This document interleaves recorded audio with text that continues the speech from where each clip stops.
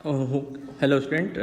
Last video में कुछ problem आने के कारण वो वीडियो मुझे बीच में छोड़ना पड़ा था। ठीक है, उसको कंटिन्यू करते हैं। इसको मैंने आपको बोला कि नेचुरल नंबर अपने प्रीवियस क्लासेज में आपने जो सबसे पहले स्टार्टिंग की थी वो नेचुरल नंबर में एडिशन पढ़ा था। फिर एडिशन की प्रॉपर्टी भी आपने पढ़ी थी। Addition is commutative, addition is associative. मैंने आपको ऑलरेडी डिस्कस किया। तो मैं आपको ऑलरेडी बोल रखा था कि पहले हम लोग ये समझ लेते हैं कम्यूटेटिव प्रॉपर्टी एडिशन का क्या है नेचुरल नंबर में। Commutative property of addition in natural number, of addition in natural number, ये क्या है, इसका क्या मतलब है, ये अगर हम समझ लेंगे ना तो इससे रिलेटेड जो कॉन्सेप्ट हम लोग सेट में पढ़ेंगे वो इजीली समझ सकते हैं। सो कम्यूटेटिव प्रॉपर्टी पहले आप ध्यान रखिए एडिशन का। इसका मतलब हम दो नंबर से डील करेंगे। कम्यूटेटिव प्रॉपर्टी जब भी आ रहा है इसका मतलब हम दो नंबर से डील करेंगे, दो से अधिक भी नहीं, दो से कम भी नहीं। तो दो नेचुरल नंबर है, उसको अगर हम ऐड कर रहे हैं तो कम्यूटेटिव प्रॉपर्टी ये बोलता है कि अगर एडिशन कम्यूटेटिव है तो इसमें हम दोनों नंबर का पोजीशन अगर इंटरचेंज करेंगे तब भी आंसर में कोई फर्क नहीं पड़ेगा, और ये ट्रू है। So this is called commutative property. So in general a plus B is equal to B plus, यानी कि जो कम्यूटेटिव प्रॉपर्टी है वो किससे डील करता है, जो ऑपरेशन है उसके दोनों तरफ के जो नंबर हैं उनके पोजीशन से डील कर रहा है। इनके पोजीशन को चेंज करने से क्या आंसर में फ़र्क पड़ेगा या नहीं फ़र्क पड़ेगा। अगर नहीं फ़र्क पड़ेगा तो कम्यूटेटिव प्रॉपर्टी एडिशन होल्ड करता है नेचुरल नंबर में, अदरवाइज नहीं होल्ड करता है। ये है कम्यूटेटिव प्रॉपर्टी। तो ध्यान रखिए कम्यूटेटिव प्रॉपर्टी जो है दो नंबर के लिए आता है। अगर नेचुरल नंबर में डिस्कस कर रहे हैं उनके पोजीशन से डील करता है, ठीक है, नंबर के पोजीशन से। अब इसी तरह हम एसोसिएटिव प्रॉपर्टी को देखते हैं। एसोसिएटिव प्रॉपर्टी क्या है, एसोसिएटिव प्रॉपर्टी क्या है वो देखते हैं हम लोग। Associative property of addition, associative property of addition in natural number, associative property of addition in natural number, इसको हम लोग देखते हैं। सो एसोसिएटिव प्रॉपर्टी क्या है नंबर का, वो देखिए। एसोसिएटिव प्रॉपर्टी कब हम लोग यूज़ करेंगे पहले ये समझिए। एसोसिएटिव प्रॉपर्टी हम तभी यूज़ करेंगे जब हमारे पास तीन नेचुरल नंबर या तीन से अधिक हों। दो नेचुरल नंबर अगर है तो इसका मतलब वहाँ कम्यूटेटिव लगेगा, अदरवाइज कोई प्रॉपर्टी नहीं लगेगा। एसोसिएटिव प्रॉपर्टी हम तभी यूज़ करेंगे जब हमारे पास तीन नेचुरल नंबर हो, तो 2 + 3 + 4। अब एसोसिएटिव प्रॉपर्टी किससे डील करता है, ये ब्रैकेट के पोजीशन से डील करता है, ये नंबर के पोजीशन से डील नहीं करता है। अब आप देखिए यहाँ तीन, अब ब्रैकेट कब आएगा जब आपके पास तीन नंबर हैं। क्यों, हम लोग एट अ टाइम दो ही नेचुरल नंबर को ऐड कर सकते हैं, तीन नेचुरल नंबर को नहीं ऐड कर सकते हैं एट अ टाइम। अभी आप बड़े हो गए तो आपको लगता है कि तीनों को हम एक साथ ऐड कर देंगे, but the basic maths concept is that at a time you can add only two natural number.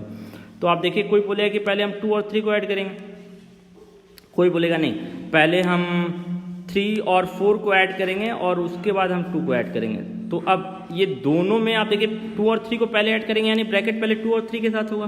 कोई बोलेगा पहले हम 3 और 4 को ऐड करेंगे तो ब्रैकेट पहले 3 और 4 के साथ होगा। अब आप देखिए दोनों केसेज में ये आंसर में वेरिएशन नहीं लाने जा रहा है, दोनों केसेज में ये दोनों इक्वल होंगे। तो इसका मतलब हम बोलेंगे एसोसिएटिव प्रॉपर्टी जो है एडिशन के लिए है नेचुरल नंबर में। अगर ब्रैकेट का पोजीशन चेंज करने से आंसर में फर्क पड़ता तो हम बोलते हैं एसोसिएटिव प्रॉपर्टी नहीं है। तो एसोसिएटिव प्रॉपर्टी किससे डील करता है, ब्रैकेट के पोजीशन से। यहाँ देखिए हमने नंबर का पोजीशन चेंज नहीं किया, हमने किसका पोजीशन चेंज किया, ब्रैकेट का।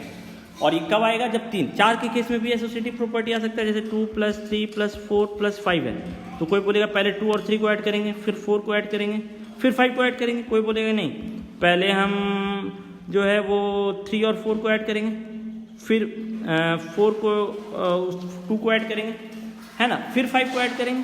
कोई बोलेगा नहीं हम पहले अब इसमें देखिए जो ब्रैकेट है वो बहुत जगह चेंज हो सकता है, 3 और 4 को ऐड करेंगे, फिर 5 को ऐड करेंगे, फिर 2 को ऐड करेंगे। बट इन सारे केसेस में आंसर जो है वो सेम रहने जा रहा है। तो इसका मतलब जो एडिशन है, addition is associative in natural number, हम ये स्टेटमेंट दे सकते हैं, ठीक है। सो अब अपने बेसिक कॉन्सेप्ट पे आते हैं। यूनियन हमने यहाँ पे पहला ऑपरेशन क्या पढ़ा है, यूनियन।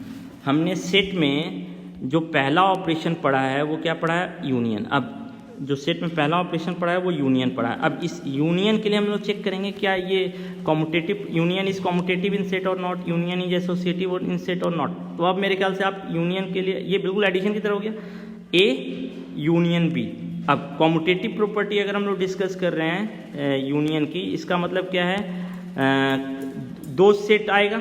कम्यूटेटिव प्रॉपर्टी हमेशा दो के लिए आता है, और इसमें क्या है, पोजीशन से डील करेगा, यानी A union B and B union है, both are same. This is your commutative property.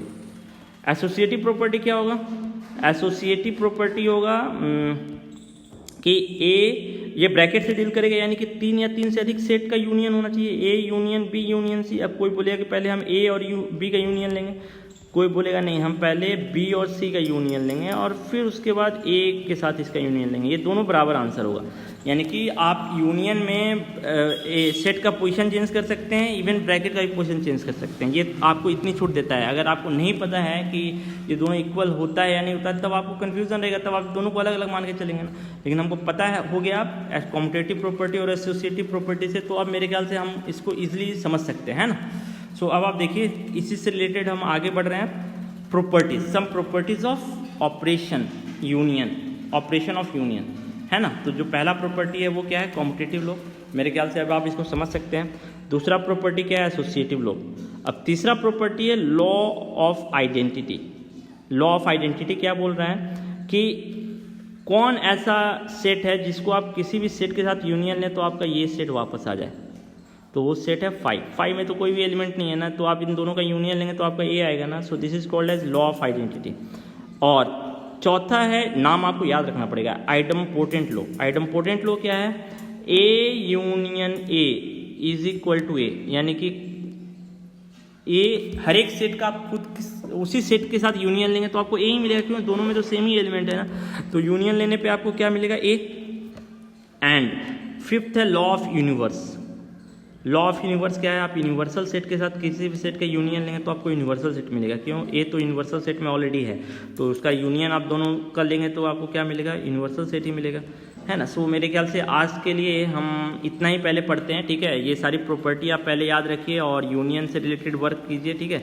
और इससे रिलेटेड हम लोग पहले कुछ होमवर्क कर लेते हैं ताकि हमारा यूनियन का कॉन्सेप्ट समझ में आ जाए। सो पहला क्वेश्चन मेरे ख्याल से अब आप कर सकते हैं। पहले क्वेश्चन में कोई प्रॉब्लम नहीं है, ठीक है। पहला क्वेश्चन ईजी है। दूसरा क्वेश्चन आप खुद से ट्राई कीजिएगा, मेरे ख्याल से आप आंसर दे सकते हैं। इवन तीसरा क्वेश्चन का भी आप आंसर दे सकते हैं, ठीक है।